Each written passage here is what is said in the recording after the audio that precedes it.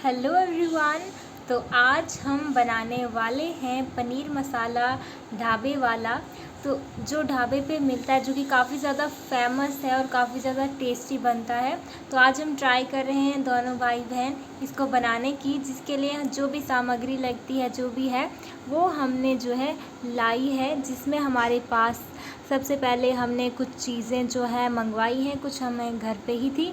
जैसे हमारे पास मिर्च है, फिर हमारे पास क्यूमिन्स हैं, और उसके बाद क्लोव्स हैं, जिंजर गार्लिक पेस्ट है, गरम मसाला है, हरी इलायची है, कोरिएंडर पाउडर है और मसाला मैजिक है। उसके बाद यहाँ पे हमने जो है अमूल मस्ती दही डाली है 1 पैकेट। उसके बाद ये हमने काटा है यहाँ पे टमाटोज़, एंड ये हमने पनीर के क्यूब्स काटे हैं। क्यूब्स आप जैसे मर्ज़ी वैसे काट सकते हैं। मेरे फेवरेट क्यूब्स हैं, खाने में काफ़ी मज़ा आता है इसीलिए। एंड आफ्टर दैट ये हमारे पास कुछ दूसरे मसाले हैं। यहाँ पे गरम मसाला हो गया, ये दूसरा कोरिएंडर यही है, और उसके बाद ये कटा हुआ प्याज। तो आप प्याज जैसे मर्ज़ी वैसे काट सकते हैं, बट मुझे ऐसी वाली शेप जो है काफ़ी ज़्यादा पसंद है, तो इसीलिए। तो ये हमारा फ़र्स्ट टाइम ट्राई है, तो लेट्स सी। पहले हमने कभी ये बनाया नहीं है ढाबे वाला पनीर। तो ये सामग्री सब इसके लिए हमने इतनी सारी ला ली है।